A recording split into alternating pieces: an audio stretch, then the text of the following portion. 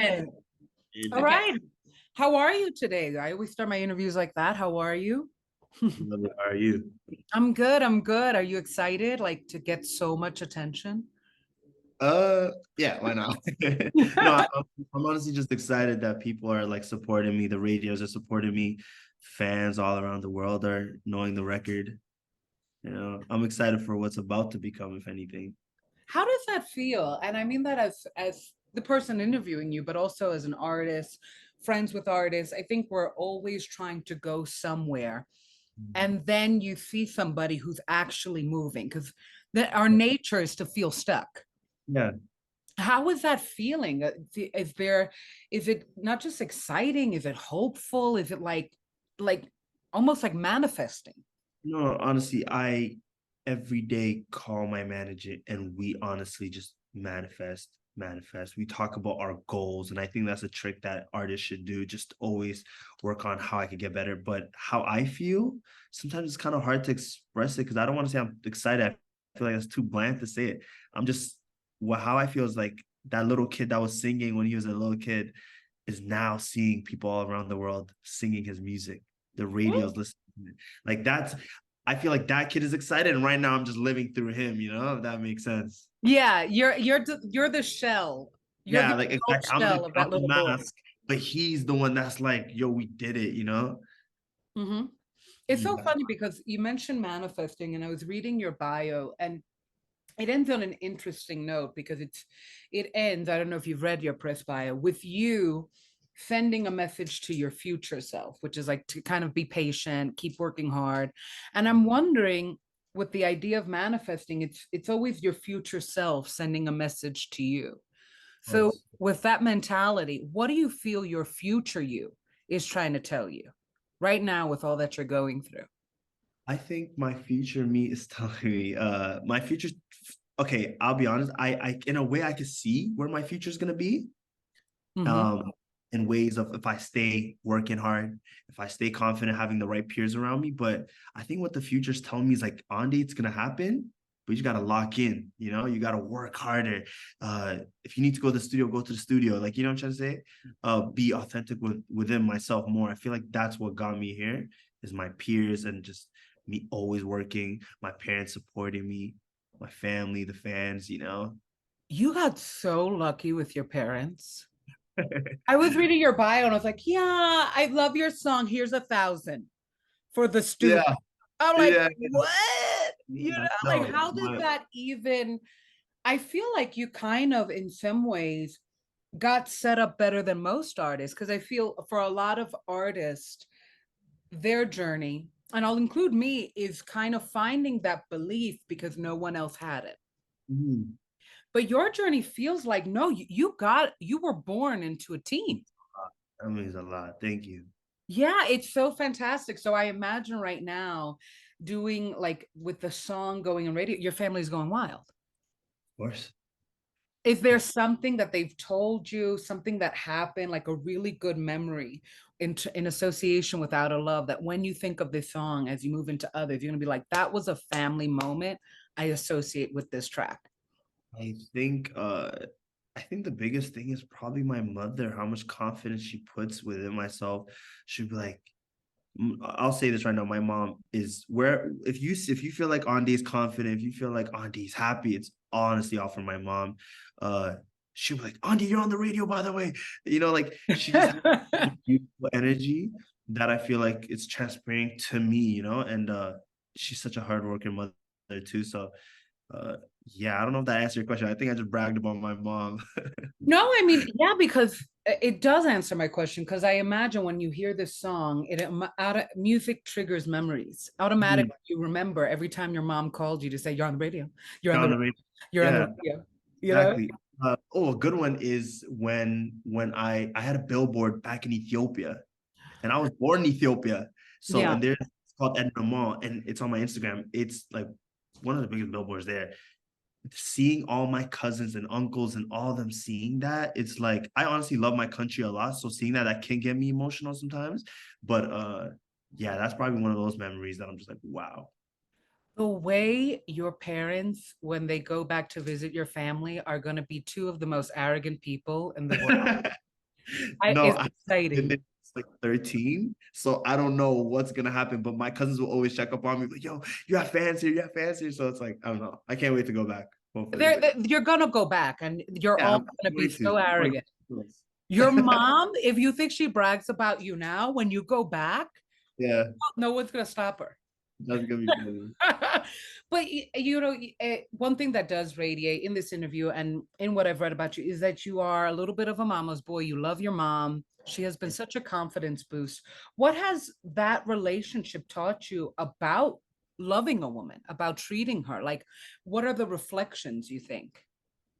Think from my personal from the personal experiences my mom went through, I think what she taught me is communication, honestly, with women. If we're going into that route, I think to communicate how you really feel is what I'm doing in my music right now. I'm being Mhm. super expressive. I'm not holding back in my new music that I'm dropping. I'm being as authentic as I feel. Whether if I feel sometimes I'm sad and I want to tell you, hey, I don't like you anymore, or it's either like, yo, I appreciate you a lot to be in my life. I'm being super authentic in this. That's why I'm kind of blending it, like relating it back to music and how my mom taught me. Yeah, Mm, I mean the emotional vulnerability is there, and that kind of leads me into one of my questions because when you think of the concept of out of love, mm, one of the things that I was curious about you is when do you know you're out of love with someone mm. versus someone is out of love with you? Wow, that is a very good question. Okay, let's start off with the first one. If I'm out of love with someone, right? Yeah. Wow, this is real. Okay. Um, okay, because now I feel like okay, my past relationship, they're gonna be like, oh, that's the answer. That's why you That didn't. was there. Your exes are gonna watch this like that was the Yeah, cue. of course. I think if Andy is out of love, I feel like it goes back to effort, I feel like. And I feel like this answers both of them, Yeah. but the effort of like making sure I want to see you and everything. But I'm very expressive with my emotions. So I'll kind of let you know, like, hey, like, I don't like how you did this last time. Can we talk about it? I'm super expressive. I'm not holding back. But with women, if they fall out of love with me, it goes back to effort. They might not want to see me that day or that week. They're like, oh, I'm too busy for you. I don't know. You know what I'm trying to say? Yeah, yeah. I think that when you withdraw your effort to be with someone, I don't know if it gives them the clue that you're withdrawing your love, but I think it is a sign. I think that there's also like a process that happens. Like seeing them less is also giving yourself time. Yeah. Yeah. Yeah. So I don't know if it necessarily transfers, but I think it's the first step to the end. Yeah. Yeah. I agree. I agree. Yeah. Yeah. So then how do you know with the opposite, how do you know you're gaining love versus someone else is gaining love for you? I think with I don't want to keep saying this, but effort, like they want to check up on you every day. Good morning. Or they want to be like, they'll sometimes randomly give you gifts, you know? Mm, Uh oh, I tell them come over, they'll bring me food. I'm a big food guy, so they'll bring yeah. me food. Just the small stuff, but I feel like when in relationships, I feel like when people like both the partners don't really care about each other, they lose love in the relationship. I just feel like both of them don't have effort to put in. They're kind of tired of each other. You know what I'm trying to say? And Yeah. that's where cheating happens. And that's where I feel like I'm expressing that in this project that I'm working on, where I'm giving you the dark side and the beauty side of love, you know? Ooh. Yeah. Is this too personal? Have you cheated or been cheated on? Do you know that experience? I wouldn't I didn't cheat, but like I wouldn't know if someone cheated on me, but I could kind of sense like maybe I don't know, they're being secretive or something. They Yeah. Yeah. like it's just like new things start happening in the relationship that like at 2 a.m. my mom's calling me. I'm like, and you're in the same house. Like, what's going on? Like, okay. Yeah, yeah. It seems like for you, love is intuitive. Yeah. It's not about what is said, it's about what's unsaid. Mm, mm. Because it's like you're talking about efforts. And for me, efforts is like I know sometimes somebody likes me just by how they smile.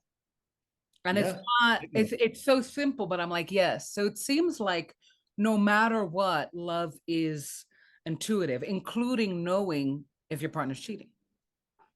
Yeah, I agree. How do you trust? Do you feel like when you look at how you approach music versus how you approach love, do you think you trust both equally? Ooh. Okay, let's can you be more detailed on how what you mean by Like, trust and love? What do I you mean by feel like when it comes to your music, you have a trust and a confidence in yourself. course? Yeah, yeah. Do you feel that always transfers in love? I That think same level? I think if you find someone that like expresses how they feel all the time and really good at communicating, then you can have confidence. But sometimes like people could be out of love so quick, so it could be unpredictable. So you never really know. I can't be fully confident in someone. Like if someone wanted to cheat on me, as an example, I'm not surprised, you Yeah. know, because nothing is predictable. But with music, I worked on it for so long. I kind of know what I kind of know what I'm getting myself into, you know. Mm. Mm. Okay, so it's kind of like, of course, you trust music more than you trust love because music is you. It's me, and it's the character that's expressing himself, but the character is tied in with Andye himself, so I could trust that character because he's always there. But with a whole nother person, I don't know how you're feeling inside. Sometimes you might not want to be disrespectful and tell me how you feel, you know. If that makes sense. Do you ever think that relationships are like songs? I know that as a songwriter, there are moments where I think something is really great, and then you play it for everybody, and they're like, I actually like the other one. Do you feel like in some ways relationships are like discovering a song? You think it's Mm. great, but it might not be, or you think it's bad and actually might be great. Yeah, that's you said it properly. I think music and love is kind of like the up and down feeling. Like with my music, it's upbeat, and that's the high part where you're like energetic. But then on this project, I am making some sad tunes, which is like falling out of love, you know? Why fall Exactly. out of love? You don't have, when you think of your songs that you're making, is there a song, right, that you're, whether it's come out or that is about to come out, that totally embodies your relationship with love right now?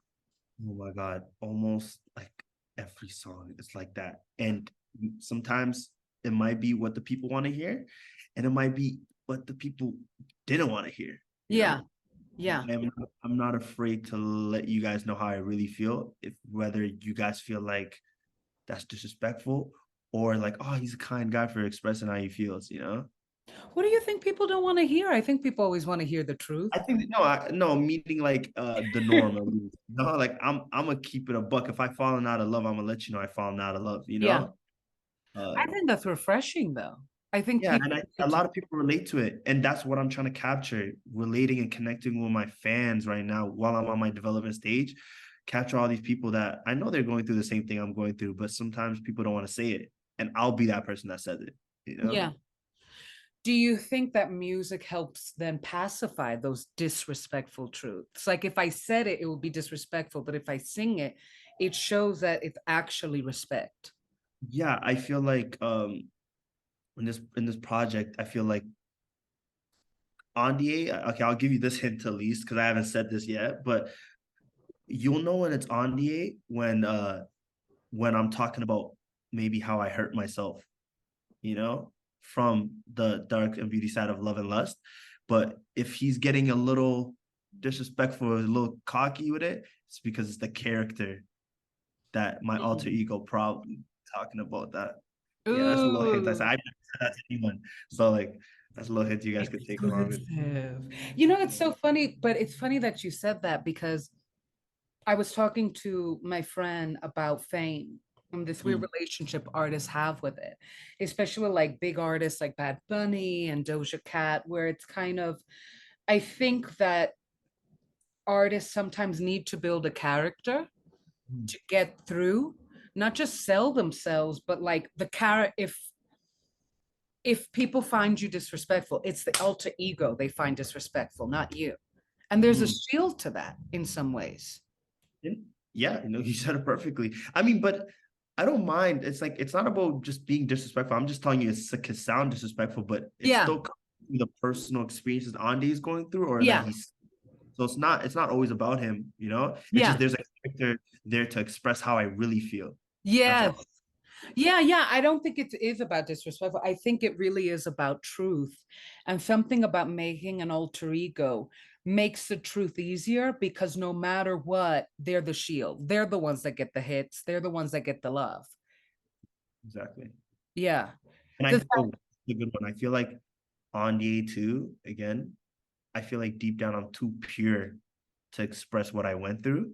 So I feel like playing, like tricking myself to think a character saying that is what's gonna let me express how I really feel. yeah. Makes sense. No, that makes total sense. Do you think that the more you go into your career, the more you become famous and the king of Ethiopia, according to your family? Do you think the more you go into your career, that alter ego versus you will kind of blend and become one? Because it's like acting. Yeah, and that's something that we will wait in the future to see. Uh, you I can't answer that right now, you haven't but seen. maybe there might be a time where my alter ego and on the like borderline sit down and have a conversation and say like, are we gonna heal from this? Or are we just gonna go through all like, are you gonna come to the dark side or are you gonna come to the good side?